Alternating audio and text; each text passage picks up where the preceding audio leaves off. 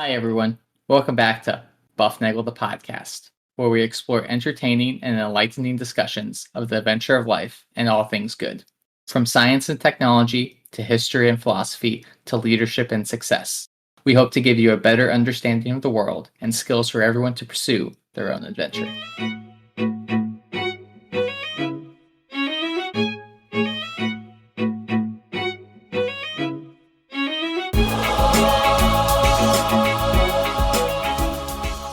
Hey everybody, welcome back to Bufnagle the podcast, where we talk about all things good and the pursuit of the adventure of life. I'm Harry. I'm your host this evening, this morning, this afternoon, as you either go to or return from work or whatever you're doing. And joining me is Rafe. How are you, Rafe? Harry, I'm fantastic. It is, like they say, a great day to be doing a podcast with you. One reason I'm fantastic, amongst all the reasons that I'm fantastic, is we have a podcast. We have Bufnagle the podcast, and that means we have the world's greatest listeners. And they serve as our marketing arm, as you know, and we appreciate that. They know that, hey, if they tell a friend to listen, they will get a free episode, and that's a big plus. So, hey, if you guys are out there, thank you very much for listening. And if you are new, we appreciate you joining the crew here. Remember to share the love, share the buff, send us an email at bufnagle@bufnagle.com. And we'll take your questions and comments and complaints. And if you have something bad to say, we'll read it and then we'll shred it, get rid of it. Out. Yeah, print it out. We'll probably revise it so that it's a good question, and we'll claim that it's from you anyway. Right. Yeah. So don't take that risk. You don't want to. Don't go there, because we'll edit it to make it look like the email came from you. So regardless, thank you for listening. We're glad that you're here, and send us 5-star reviews and all those sorts of things. Harry, it's a great day to be doing a podcast with you. It is. We're talking this evening about one of our favorite topics, poetry. Yes, right? We are doing poetry. Really favorite topic? I don't know. One of your favorite topics, I know, because there's a lot of really good storytelling in poetry, right? It's not just a simple, 2 or 3 stanzas or a haiku of 575 or whatever else. Poetry takes all of these words and meanings, pushes them down into a smaller form, a little bit more compact, a little bit more concise, and still manages to tell a story. Yeah, I guess that's poetry is like song lyrics without the music, right? Sure, unless you're Homer. Right, and unless you're Homer. Well, no, they would sing those, Harry. I think they would sing those epic poems. They kind of had a lyrical kind of dumpty-dumpty-dump kind of rhythm to them, and there was a beat and a meter to them. So they were songs in a sense. But poetry is great storytelling, and it is amazing to me how the good poets, the good lyricists, the good storytellers can tell their stories. Sometimes they tell stories, and sometimes they just paint pictures, and I think all of those things are good, but they tend to do it in very small numbers of words, which is something that's pretty obvious is not my skill set. You continue to talk and talk and talk until you get to your point, and sometimes I got to wrangle you back because you found another point along the way. Yeah, that's right. I have too many milestones there. So we are going to be discussing Robert Frost's Stopping by Woods on a Snowy Evening. And this is a poem. Hey, I think I was introduced to this in high school. It's one of the very good things that came out of my I guess probably my junior or senior year, probably my junior year in English literature, I think is what we had. And this was a piece of that. And it's a classic. And I think a lot of people have read it. I think a lot of elementary school kids or even middle school kids have read this and memorized this poem. It's very short. It's very easy. I believe every word in it is either mono or bisyllabic. So that makes it's very easy to learn. Yep. Easy to read if you're a new reader. Yeah. And it flows so well the first time you read it. One thing about like the Dr. Seuss books, the meter in there in the rhyme is so easy to read and get a nice rhythm going. So if you're reading to little kids, those are great poems to read. It's funny that you bring that up, because as we were putting Scotty to bed tonight, we read her a story or two before we put her to sleep. And tonight, I think, was the first time she ever read back the words after I said them, as we're doing one thumb, two thumbs, drumming on a drum, dum diddy dum dum dum. See, even that it's all about. I think there's so much of poetry is in the meter, and occasionally you'll be at a situation where it'll be it'll be Tom and Janice's 60th wedding anniversary, and Janice's sister Gladys will say, "I wrote a poem for your 60th wedding anniversary," and the only thing that makes it a poem is that it's in rhymed couplets, but there's no consistent meter, there's no stanzas, it's just rhymed couplets, and sometimes even the rhymes are forced. This poem, this does not do that. This one is in very consistent iambic quadrimeter. So there's 4 iambs in every line, and it flows very easy. It's very easy to read. It's very easy to listen to it being read, and it works very well. Therefore, for children, because it's easy to do. Sure. And if you're a child, it's also easy to read, right? So easy to do, easy to listen. That you mentioned earlier that every single word is either mono or dual syllabic. I said bisyllabic. Bisyllabic, I guess. That word isn't bisyllabic. So sure. And then everything's all thrown out the window. So I think the listeners deserve to hear the poem before we speak about it. So if you want to go ahead and give us your best impression of Robert Frost.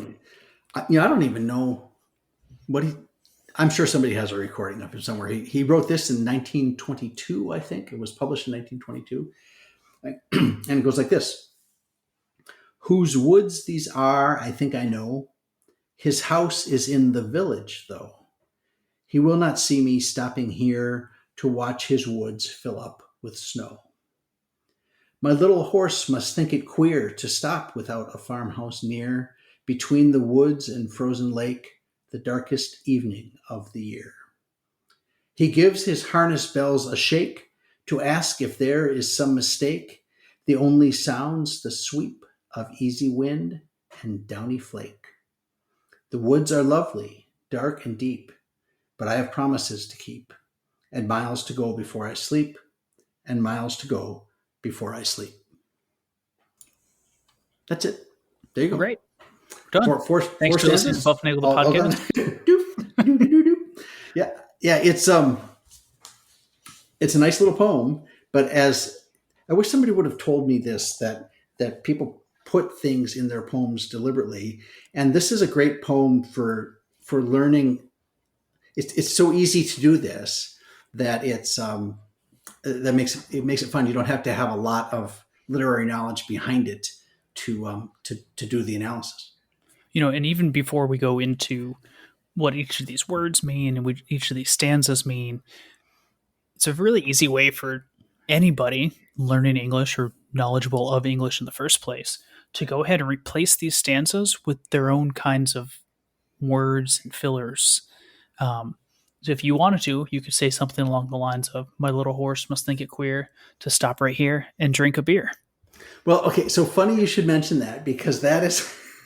I had that in my notes for... Good, I'm glad I stole it from you. All credit goes to me. No, well, you can take that credit, but I'm going to... this is like, I guess in poker, when you have a really good hand, I don't know what it's called, and you lay it down there and you think, I gotcha. And then I come back with like the world's most bizarre, unexpected rebuttal. Right? That's what I'm going to do here, because we're going to go through there. When we get to this, the little horse must think it queer line, we will expand on this a little bit. So let's start at the top. Sure. All right. So whose woods these are, I think I know. His house is in the village, though. He will not see me stopping here to watch his woods fill up with snow. So there's a guy, he's riding now somebody said a wagon, and I could imagine it could be a sleigh. I think it might be a sleigh, because the horse later on is he has harness bells. He's got bells, and I don't know. I'm going to have to ask my dad if when they drove the wagons with the horses, if they had bells on the horses. My dad will say, we were so poor we couldn't even have bells in our bell-bottom jeans, or something like that. But I don't know if they used to put bells on horses other than in. I don't know. We had sleigh bells when I was a kid that would hang on the door at Christmas. but I don't know if that was anyway. I think he's in a sleigh. He could be in a wagon, and he's stopping there. And apparently there's something a little bit. There's some trepidation on his part. He's being a little sneaky. And is he worried that he's trespassing? Do you think? I don't think so. He thinks he knows the owner of the land, maybe may or may not know him, and then thinks to himself, you know what? It's probably okay. I'm just going to sit here and watch the woods fill up with snow. So, but is there? But there's a feeling that there's a there's a little angel on the shoulder tapping him. A little angel on the shoulder that's saying, well, maybe you shouldn't be here. And I don't know if that's really a real thing or if that's just a hallucination of his. But is that in there? I don't. You said the word trepidation to describe his feelings. I don't think so, because at the very end, I'm sure we'll go into it again. As he says, "I have promises to keep and miles to go before I sleep." Right. So he understands that he can enjoy the situation at hand, and then recognizes that he still must move on. But the situation changes in the third stanza, and that's when his conscience rings the bell. Okay, and so for whatever reason, he is in the first stanza thinking it would be really nice to just sit here and watch the woods fill up with snow, and he does that for a while, right? So he will not see me stopping here to watch the woods fill up with snow. He is going to do that, and he is either resigned or determined to partake in this very simple pleasure of watching the woods fill up with snow. Now, why should you not partake in the simple pleasure of watching the woods? I don't know. Maybe you have duty. Maybe you are trespassing. But he still fulfills his duty. Maybe you have milk that needs to get home and get in the fridge. It's still cold outside. Well, you know what? It's interesting because I grew up, like I said, 100 million times in Wisconsin, and we had some very cold winters in the 70s and the 80s. And when I read this poem, mentally, I put myself on the edge of the woods that we used to live in out in Rubicon. So there was the driveway off the road was, I don't know, 2/3 of a mile or so. And it went mainly across just pasture. And then kind of went down the hill into the woods. And right at the boundary of the woods, it was very dramatic boundary. It was mowed and taken care of on the uphill side, and on the downhill side where the wood was, we didn't manicure the woods. All right, you just let the trees fall when they did, and the leaves fall, and the snow fall. Lots of things fall in the woods. Mm-hmm. But when I read this story, I'm on the edge of that woods, and I've seen those gigantic snowflakes falling through there and making that sound. You know the sound, Harry, when you wake up in the morning and it is so quiet that you can hear the snowfall. Yep. Right? It's that sound, and that's where I am when I'm watching my father's woods fill up with snow. See, and as for me, I am sitting on a pathway that is filling up with snow in the woods. So I am traversing through the woods. So you're not in a wagon or in a sleigh? No, there's a horse there. Right. So I'm going through it, but I'm not sitting on the cusp or the edge of the woods between open pasture, open land, and the woods. I am in the woods. You're actually in the woods. Okay. So, all right. He's sitting there. He's going to watch the woods fill up with snow. Okay. Second stanza. My little horse must think it queer to stop without a farmhouse near, between the woods and frozen lake, the darkest evening of the year. Now, Harry mentioned that it's fun to make up your own lyrics there, and that was the thing we used to do in high school was to come up with what we called top. We had the David Letterman top 10 list, and the top 10 favorite rejected lines from Robert Frost's "Stopping by Woods on a Snowy Evening" is one we made up. And that was one of them, Harry, that this little horse must think it queer to stop right here and drink a beer. But there were some other ones. My little horse must think it queer that sleighs have reins, not wheels to steer. Okay. My little horse must think it queer that men ride horses, but eat deer. Sure. Okay. My little horse must think it queer to taunt your rival, gloat and jeer.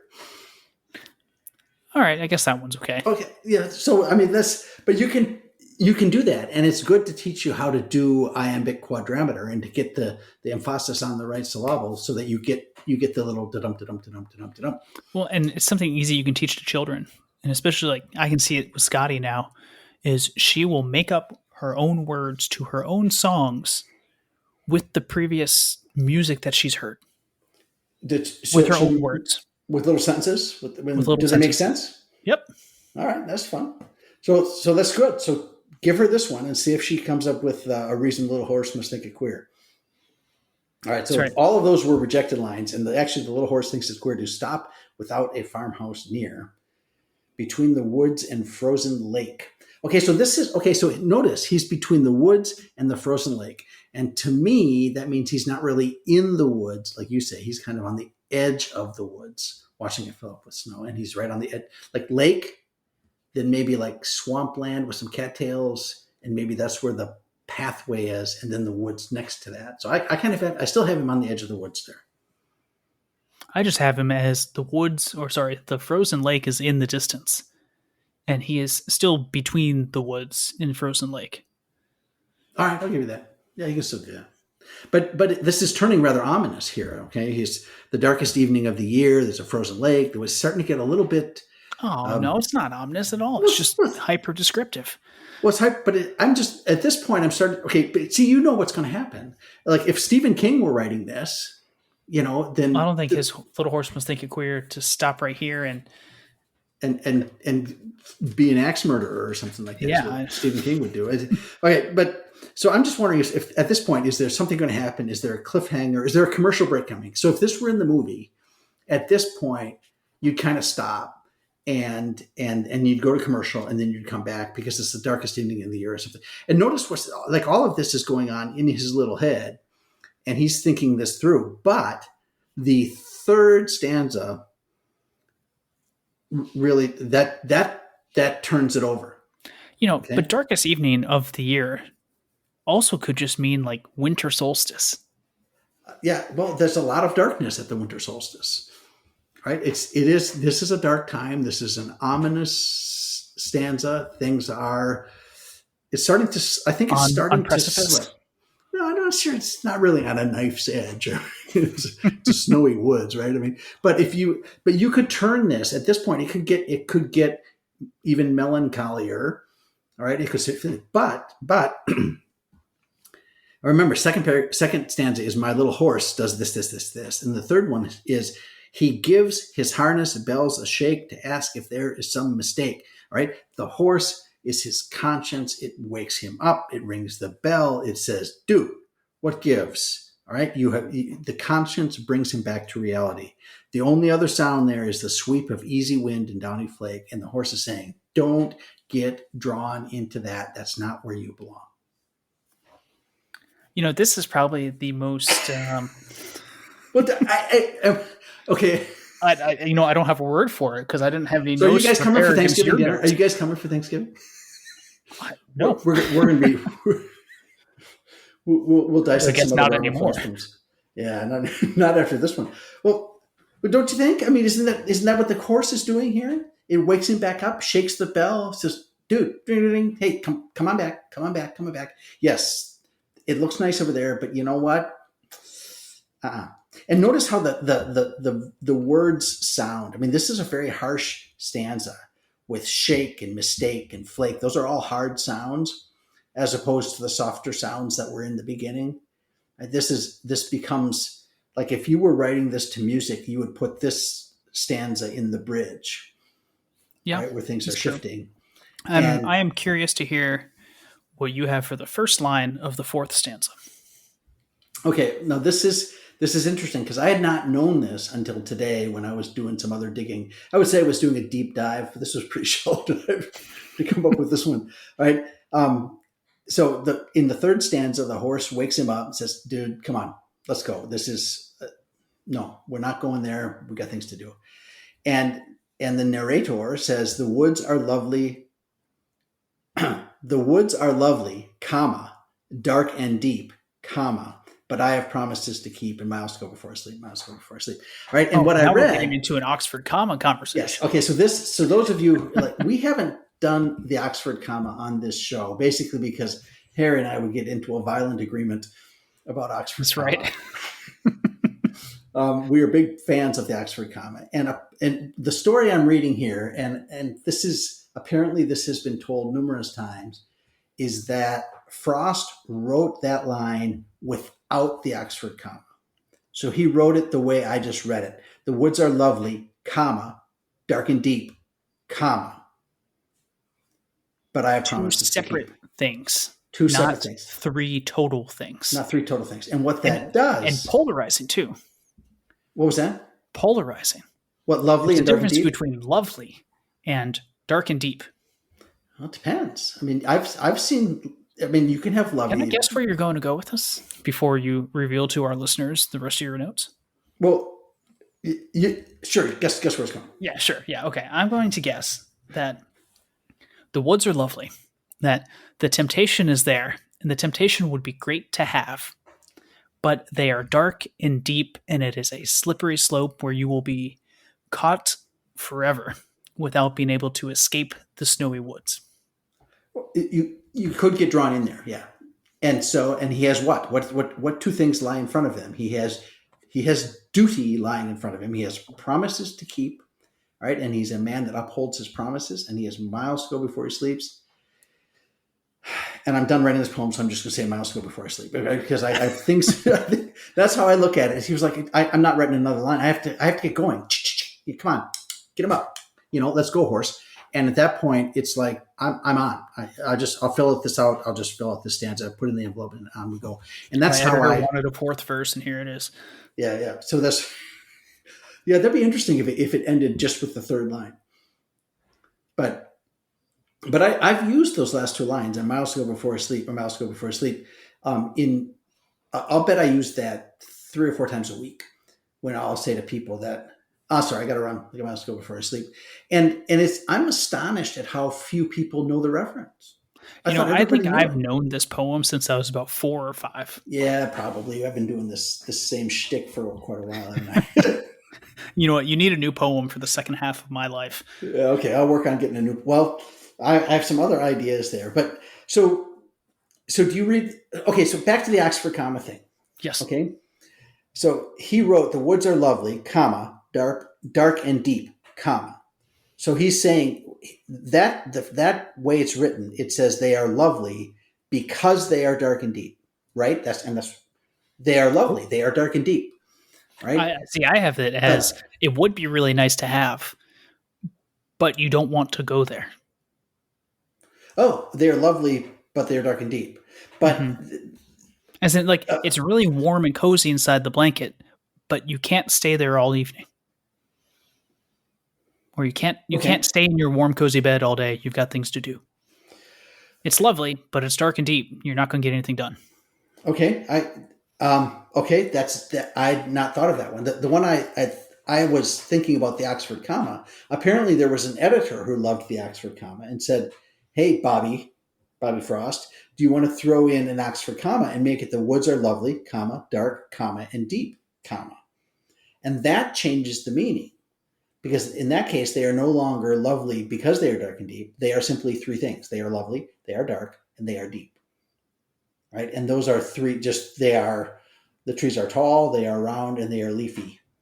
Right? and right, it's a list of, it's either a bullet pointed list or it's a summary word and then a descriptor. So apparently Frost took it out, and then another editor put it back in, and then he took it back out. There's been arguments about whether not to put it in there. I kind of like the fact that it's not in there, at least in this version I'm reading right here. It's not in there because I like to think of them as being lovely because they are dark and deep, and he's tired of the duty and the responsibility, and he would just like something simple. I just want to watch the woods fill up with snow. But you know what? Okay, fine. I'll go do it. Okay, promises to keep. I'll keep my promises. I'll do it. That's how I see it. And then the horse is there to tell him and to remind him that he still has to keep going. Yeah, that's his conscience. This horse is his conscience. There's no question about that. That to me. That's the obvious one. You've never told this story to me with the conscience, with the horse being the conscience. Well, I wanted you to figure that out. Oh well, yeah, great. Well, I come wasn't on, a literature major. What was that? I wasn't a literature major. Well, you got time. There's online classes you can take. Yeah, that's exactly what I want to do. Those things. Yeah, there you go. So you got miles to go before you sleep, Harry. Yeah, tons of miles to go before you sleep. So anyway, that's Robert Frost, and apparently he wrote this poem. He was in the middle of writing He lived in Vermont, and he was writing this collection of poems called New Hampshire. All right, which is New Hampshire, which is a state here in the U.S. Yep. All right, and he was writing that, and the story says he finished, and he realized it was actually early morning when he stayed up all night working, and then he discovered that, oh my goodness, it's morning, and he went out to view the sunrise and got the idea for the poem, and he wrote the poem about the snowy evening and the little horse as if I had an hallucination. And he just wrote it in a few minutes without any strain. Isn't that how all great poetry and all great stories go? Well, You hear these artists who write these songs, and like, yeah, we wrote Lion Eyes in about 20 minutes because we saw a girl at a bar. Yeah, right. Done. Yeah, and perhaps one of the great rock songs of all time. And as far as storytelling, right? Yep. Oh, we've talked about it here on the podcast. Yes, we did. So it's Stopping by Woods on a Snowy Evening is one of these, and I'm sure there are other little pieces here that I've not taken into account here as we're talking, because I didn't want to make this too deep. But I think it's important to have things like this in your head. I guess I'll call them cultural references that I would say everybody knows, but I guess I'll say everybody should know them, so that we have a common ground for conversation. And it helps to know music lyrics or movie quotes, I guess, or book quotes. But that is one thing I think our age has lost. It's become so fractured that there are statements that some people make. I don't know. Bye, Felicia. That was that was a thing, right? And you could say that my parents would never catch that. Right? I think it's a subset of all that as well, or something slightly different is, one, you get older, so you lose reference to pop culture. To the instant things of like TikTok and Instagram, where trends go by so quickly, you just can't keep up. So even like when advertising and marketing gets onto something, they might be able to hold on to it for 3 to 6 months, and then it's gone. So you're not pulling something from 1922 and talking about it in 2023. Well, but there are some things that we do that. I mean, there are lots of biblical references. I can talk about the handwriting on the wall, right?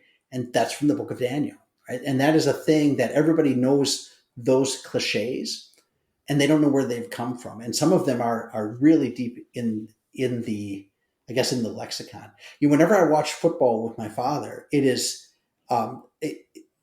painful. Well, it's only painful because he doesn't understand the cultural references. He understands the football just fine. Yeah. But there'll be a Pepsi ad, and it'll be Beyonce and I don't know, Kanye West or something like that, and Taylor Swift to come in and get an argument with Kanye West, and I have to explain the Grammys, and I have to, there are all these stories in there for all of them, and some of them, like the Jake from State Farm, that set of commercials is at least a decade long.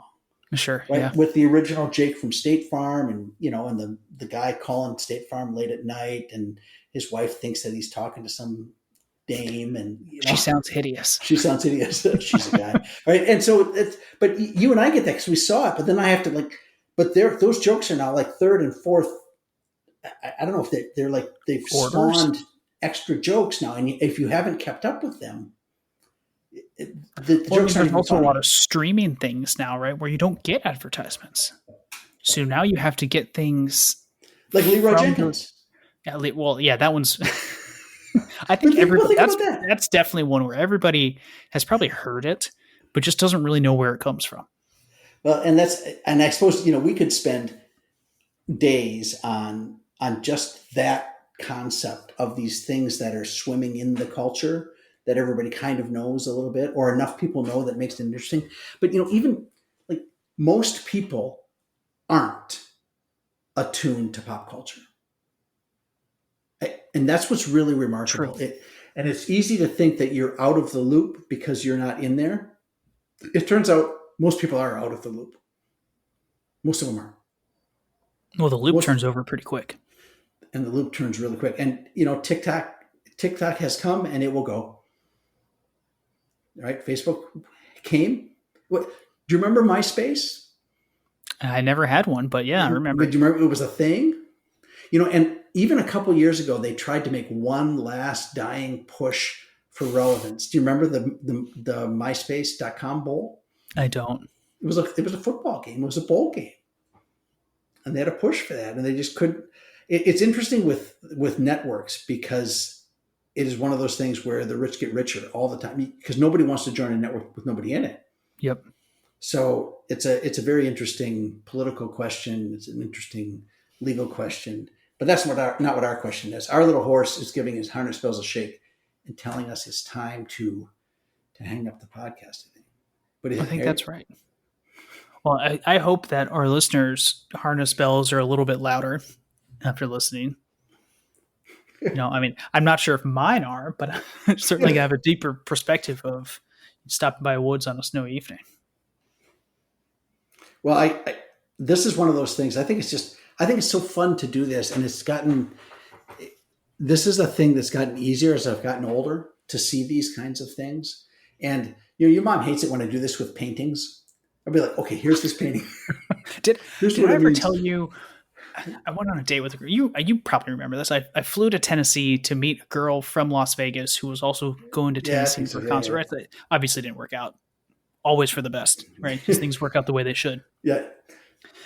But we stopped by the Parthenon in Nashville. So Nashville, for listeners, has a scale replica of the Greek Parthenon close to downtown. 1-to-1. It's got a giant Athena in the middle, but underneath the Parthenon is an art exhibit.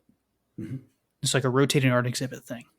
And we were wandering down in the art exhibit, and we come across this painting of, it was like a woman in white, a man in black. The woman is crying. The man is like walking away from the frame, all these different symbology things. And I come up to her and say, you know what? This painting, the woman is pure. She wants to get married, but the man is leaving and she's sad about it. And all these other things. Like I rattled them off because I see the symbolism in the painting. Yep. And she looks at me and goes, yeah, right. I was like, no, read the plaque. I'll bet you 100% that I'm correct. And she reads it. I'm almost verbatim exactly correct. Really? And she was stunned. She's like, no, you cheated. You read it before I came over. I was like, no, I didn't.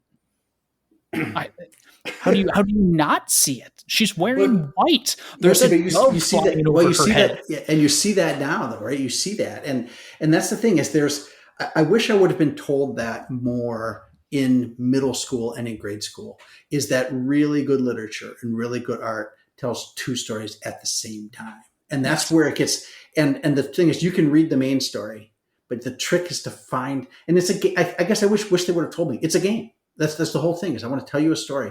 And that's where we've talked about this before is that fiction tells truth or fiction is art that tells truth that real stories can't convey. So was there really a guy who stopped by the woods and his horse shook his head? It's like, well, no, probably not. But is there truth in this? Of course there is. And that's why they say fiction tells truth, because it reveals a truth about the human condition.